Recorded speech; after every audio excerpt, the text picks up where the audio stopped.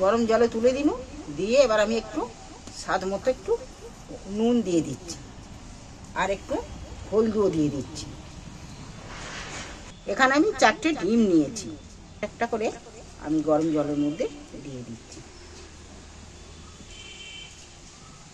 একই সাথে আমি একটা বড় সাইজের টমেটো নিয়েছি, টমেটোটা তুলে দিচ্ছি। আমি একটু চাপা দিয়ে দিচ্ছি। আজকে রেসিপিটা করার জন্য আমি এখানে মশলা নিয়েছি, 2টো শুকনো লঙ্কা নিয়েছি, 2টো ডালচিনি নিয়েছি, এখানে জিরে, ধনে আর 2-3টে মরিচ, এই এলাচ আর লবঙ্গ, 2টো তেজপাতা, এই মশলাগুলো নিয়েছি। এতে আমি হলুদটা রাখিনি এখনো। দেখি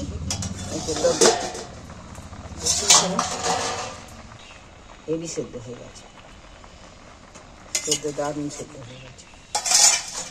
আমি প্রথমে গোটা টমেটোটা তুলে নিচ্ছি।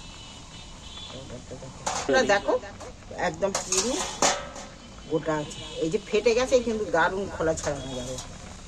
এবার ডিমগুলো একটা একটা করে তুলে নিচ্ছি। এবার আমি এঁচোড়গুলো তুলে নিই একটা একটা করে। দেখো এটা কত সুন্দর সেদ্ধ হয়ে গেছে। হ্যাঁ, দেখো আমি আজ এই ডিম দিয়ে কিভাবে রান্না করি। এইটা একটু ঠান্ডা হোক, এটা না ঠান্ডা হলে কিছু করতে পারবো না। আমি কড়াই দিয়ে দিচ্ছি, শুকনো কড়াই ভেজে নেব। আমি ধনে গুঁড়ো তুলে দিই, এবার আমি জিরে গুঁড়ো দিয়ে দিই, 2টো শুকনো লঙ্কাও দিয়ে দিই, 2টো দালচিনির টুকরো দিন, এলাচ 4-5টা এলাচ আছে সেগুলোও দিয়ে দিন, 2-3টে লবঙ্গ আছে সেও দিয়ে দিন। এবার আমি এইগুলো একটু শুকনো খোলায় ভেজে নেব। দেখো মশলাগুলো আমার ভাজা হয়ে গেছে, চড়া হয়ে যাওয়া বলে আমি নামিয়ে নিয়েছি। একটু বসিয়ে কড়ায় তেল দিয়ে দিচ্ছি,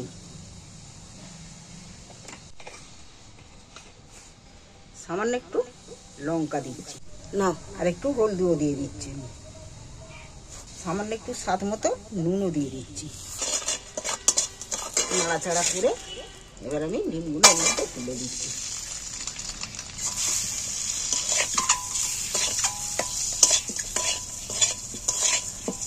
আমার ভাজা হয়ে গেছে, এবারে ডিমটা আমি তুলে নিচ্ছি।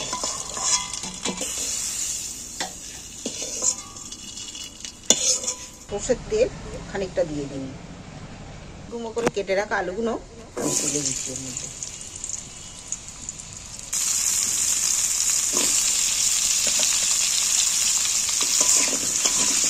আলুগুলোকে আমি একটু ওই তেলের মধ্যে নাড়াচাড়া করে ভালো করে ভেজে নেব। আলুগুলো ভাজার সময় তো আমি একটু সামান্য নুন ছড়িয়ে দিচ্ছি।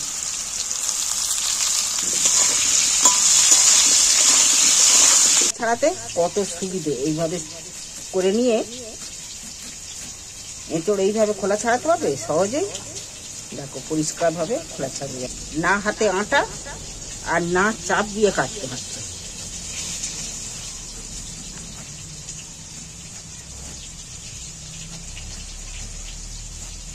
খোলার সঙ্গে কত এঁচড় কাটতে গিয়ে নষ্ট হয়ে যায়, এতে নষ্টও হবে না।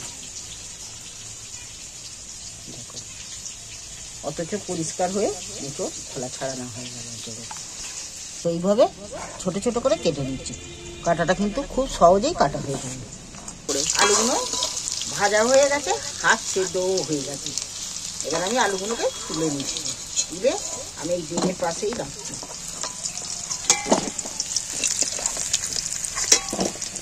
এই রেসিপিটা এই পদ্ধতিতে রান্না করলে দেখবে তোমাদের আর কিচ্ছু লাগবে না, এই একটা রেসিপি দিয়ে ভাত রুটি সব খাওয়া হয়ে যাবে। এখানে আমি তেলের মধ্যে 2টো তেজপাতা তুলে দিচ্ছি, আরও একটু তেল ঢেলে দিচ্ছি, তেজপাতা আর গোটা জিরে, গোটা কতে কাটা পেঁয়াজগুলো আমি তুলে দিচ্ছি এর মধ্যে। গোটা পেঁয়াজগুলো নাড়াচাড়া করে ভেজে নিচ্ছি। ওটাতে সেদ্ধ করে রেখেছি খোসা অর্ধেকটা ছেড়ে চলেই গেছে।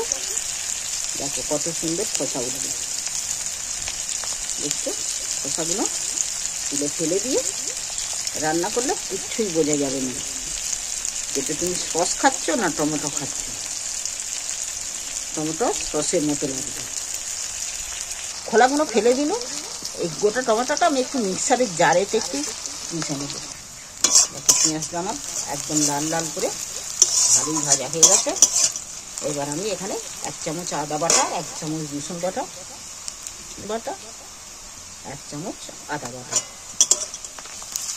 দুটোকেই আমি তেলের মধ্যে পেঁয়াজের সঙ্গে দিয়ে আমি একটু নেড়ে নিচ্ছি। টমেটোটা পেস্ট করে রেখেছি, টমেটোটা দিয়ে দিচ্ছি। এবার আমি টমেটোটাকে ভালো করে একটু ভেজে নেবো, নাহলে একটা গন্ধ ছাড়বে। দারুণ একটা সেন্ট ছেড়ে দিয়েছি। এবার আমি কাটা এঁচোড়গুলো তুলে দিচ্ছি মশলার সাথে। আমি এখানে পরিমাণ মতো একটু লঙ্কা হলদি দিয়ে দিচ্ছি, হলদি দিচ্ছি, এখানে লঙ্কার গুঁড়ো দিচ্ছি। আমি মিক্সার ধোয়া জল একটু দিয়ে দিচ্ছি, নাহলে শুকনো লঙ্কাতে মশলাটা আবার ফুটে যাবে। এইবার আমি ভালো করে কষিয়ে নেব। এইটা আমার কিছুটা কষানো হয়ে এসছে, মশলাটা শুকনো শুকনো হয়ে গেছে, তেলও ছেড়ে দিয়েছে মশলা থেকে। এবার আমি ভেজে রাখা আলুগুলো তুলে দিচ্ছি এর মধ্যে।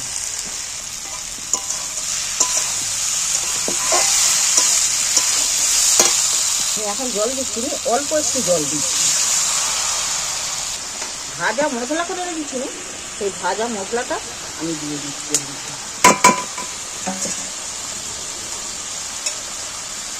এবার আমি অল্প করে স্বাদ মতো একটু নুন দিয়ে দিচ্ছি।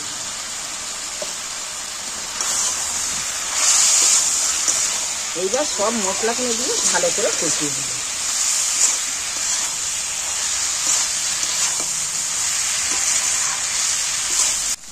দেখো মশলাটা শুকনো শুকনো হয়ে গেছে, তেল ছেড়ে দিয়েছে। এইবার আমি পরিমাণ মতন জল দেবো।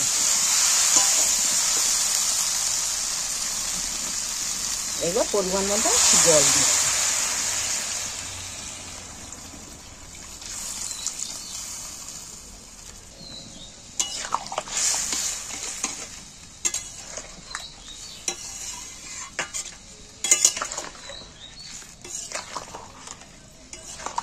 এইভাবে এঁচোড় একবার তোমরা রান্না করে খেয়ে দেখো, রান্নাটা কিন্তু দারুণ হবে। তোমাদের ভালো লাগলে চ্যানেলটা সাবস্ক্রাইব করবে। ফুটে গেছে রেসিপিটা। এবার আমি ডিমগুলো তুলে দিচ্ছি, ভাজা ডিমগুলো তুলে দিচ্ছি। দেখি 5 মিনিট হয়ে গেল,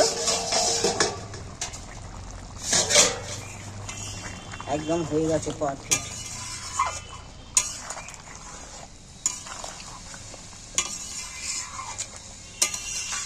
এই ভাজা শুকনো মশলা ভাজা মশলা দিয়ে একবার এই রেসিপি খেয়ে দেখবে কেমন লাগে। একদম আলুর মতো এঁচোড় সেদ্ধ হয়ে গেছে। এঁচোড় আলু ভাজা মশলা দিয়ে ডিম এঁচোড়। দেখো এইভাবে বানিয়ে একবার বাড়িতে খেয়ে দেখো, ভালো লাগলে আমার চ্যানেলটা সাবস্ক্রাইব করে দেবে। হয়ে গেছে, আমি নামিয়ে নিচ্ছি। চলো এবার গরম গরম পরিবেশন করা যাক। যা গরম পড়েছে, গরম গরম আর খেতে হবে না, ঠান্ডা হলে খাওয়া যাবে না।